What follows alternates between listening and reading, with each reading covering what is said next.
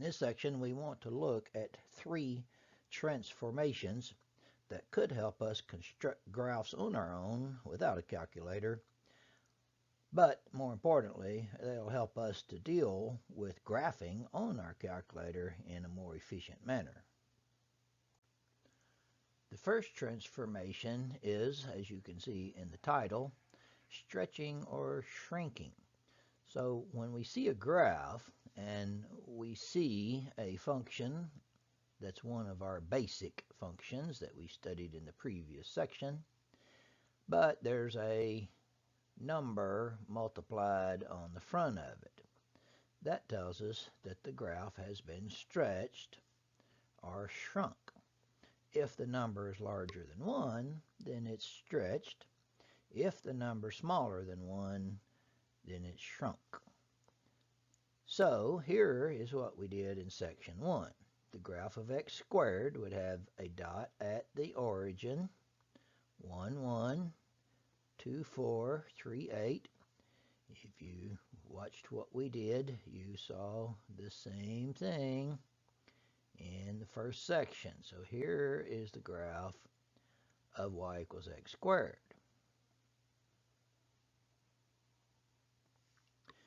So the 2 on the front says that each point is moved twice as far from the x-axis. So this first dot that's at 1, 1 is going to go up to 1, 2. The second dot, which is 4 units from the x-axis, is going to be twice that. So the graph, and by the way, the dot at the origin stays at the origin. It's not going to move anywhere. And so the graph is still going to be that parabola shape, but as you can see, it's taller and skinnier. So again, there's the 2 dots that we use for lining up our graph.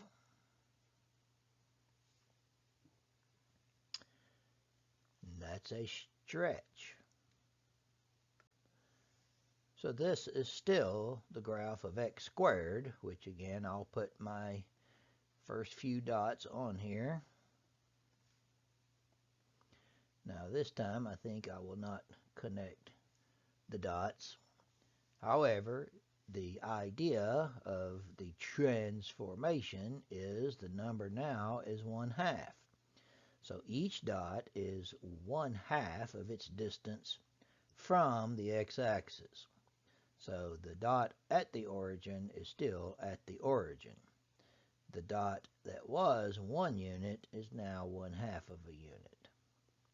The dot that was 4 units is now 2. The dot that was 8 units is now 4. And so you can see we're still going to have the same parabola, only it's flatter, as in shrunk.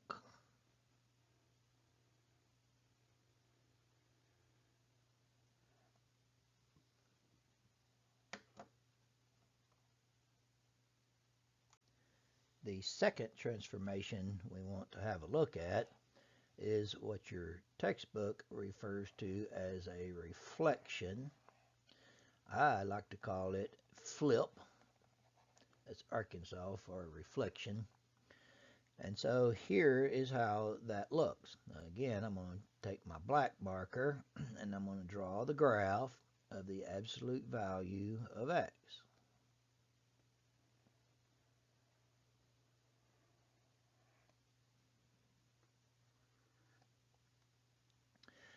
And we're going to flip that graph. The negative sign on the front tells me it is flipped. And so these points, for example, this point stays where it is, but this point at 1, 1 is going to go to the bottom. It just flips around the x-axis. So this is a vertical flip would be my terminology. The dot that's at 2, 2 is going to flip down below. The dots at 3, 3 is going to flip down below. Now, I don't need to keep drawing dots. I think you see the graph is going to come out looking like this.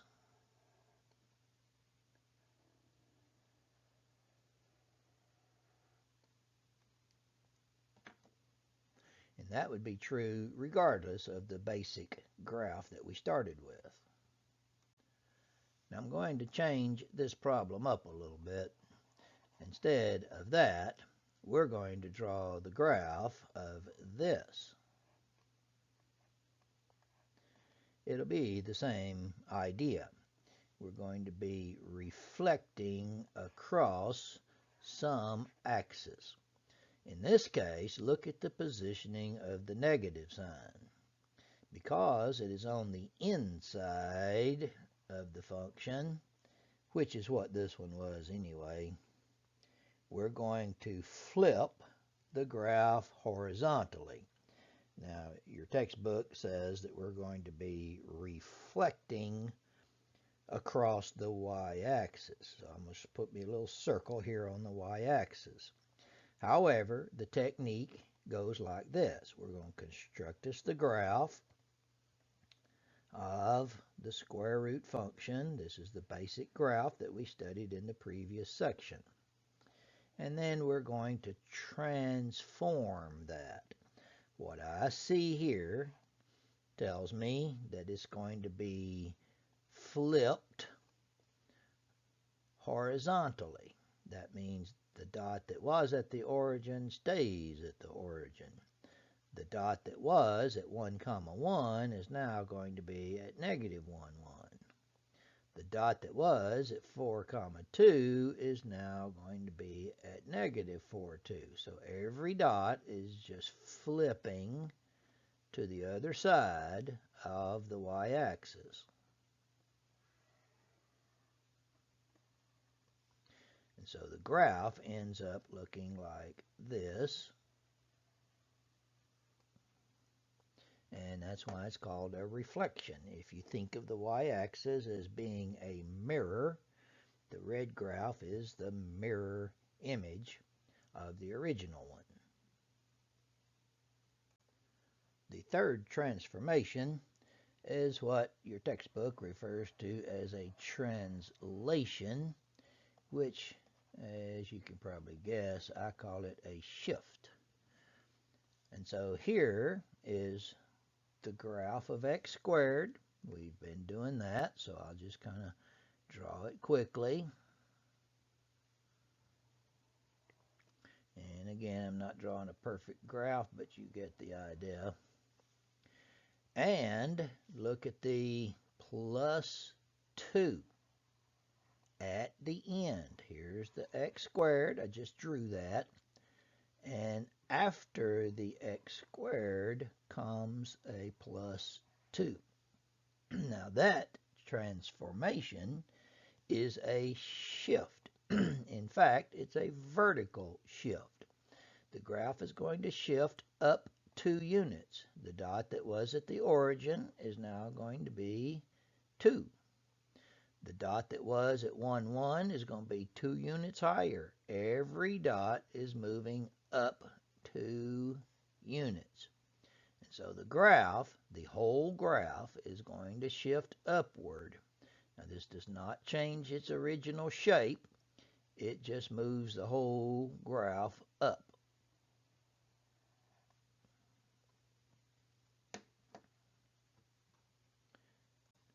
Now the other version of that same transformation, a shift, looks like this. Notice here where the x was in x squared is now an x + 4. That is a horizontal shift. The x + 4 means that it's shifted 4 units. However, that's 4 units to the left. Now let me kind of mention the sign here sort of is backwards. When you're doing horizontal shifts, the plus means left and minus means right. So the graph of x squared, I'll draw that again in black here, just a quick sketch. The graph of x squared is shifted to the left. That means this dot is going 1, 2, 3, 4. So there's the vertex. And again, I'm just going to sketch that same shape right here. So a lot of times we can sketch these graphs without a calculator if we understand some of these translations. So as you can see from the title, there's more than one thing going on in this problem. However, when you look at the function, you should see that the basic graph is x squared. So again, I'll take my black marker and I'll draw off the x squared.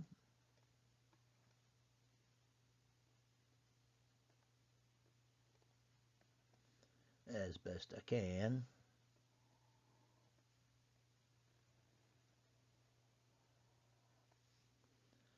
And then here's what we do. We just did this one, so we'll tackle it first. The x minus 1 tells me this graph is shifted to the right 1 unit. I'm going to go ahead and draw that in red since I'm marking it in red. So the dot that was at the origin is going to go 1 unit to the right. So again, I won't bother moving every single dot, but I'm just going to sketch this. Then it's shifted 4 units up. So the dot that was at 1, 0 is going to go 1, 2, 3, 4.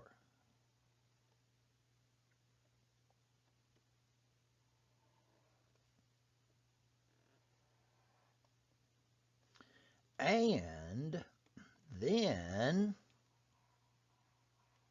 it's going to flip upside down.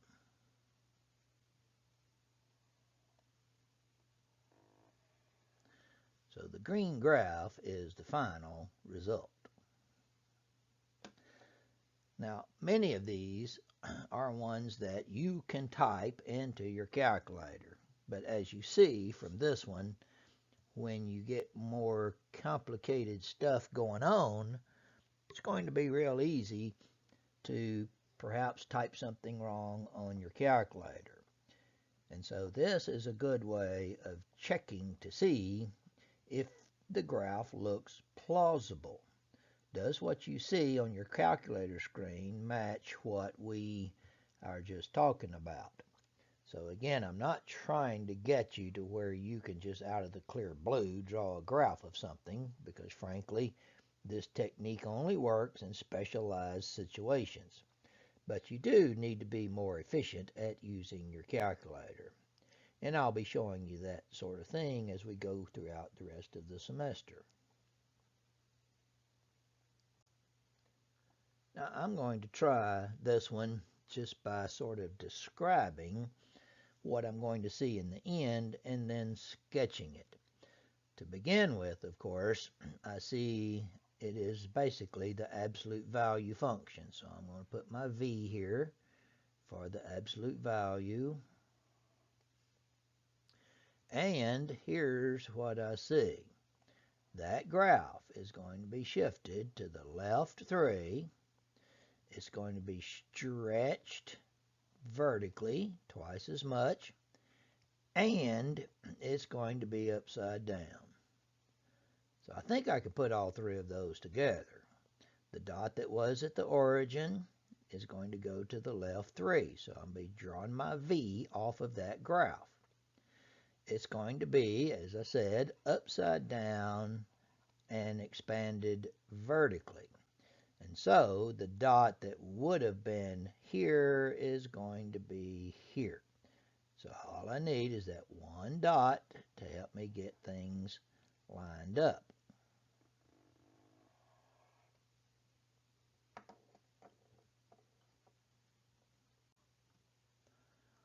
So the first order of business is, of course, do you recognize the basic graph? This is the square root graph.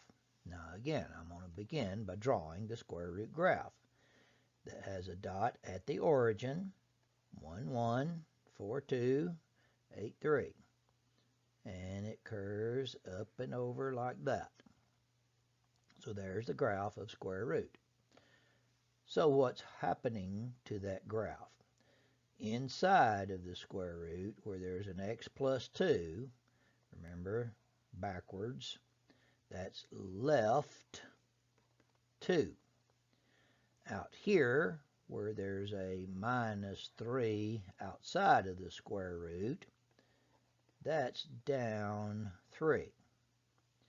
And the 1/2 on the front means it's squeezed vertically.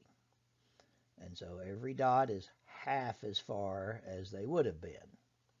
I'll show you what that means. So here we're going to just focus on the dot at the origin.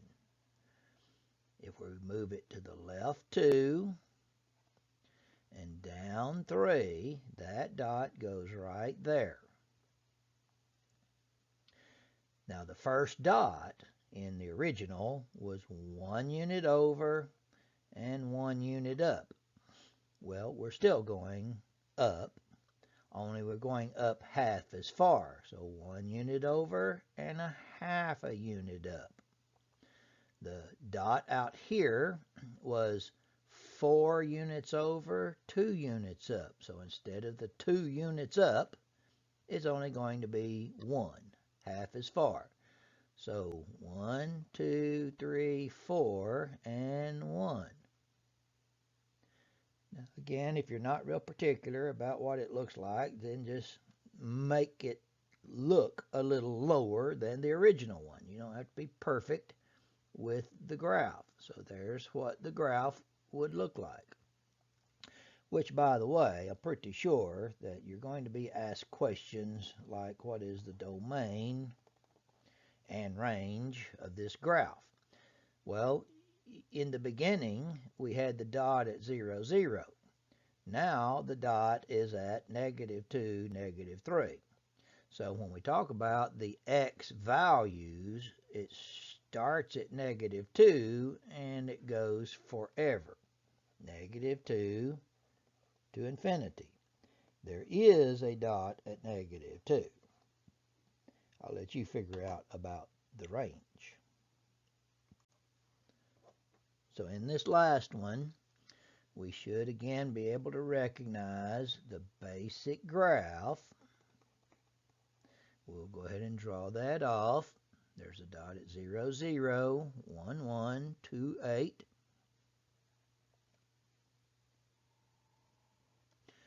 -1, -1, -2, -8. There's x cubed. What do we see about this one? It's shifted up 3. That means the dot at the origin is now going to be here. And it's expanded twice as far. So in the beginning, we went over 1 and up 1. Now we'll go over 1 and up 2. And so again, we will get a taller, skinnier graph shaped like the original one, but shifted up 3 units.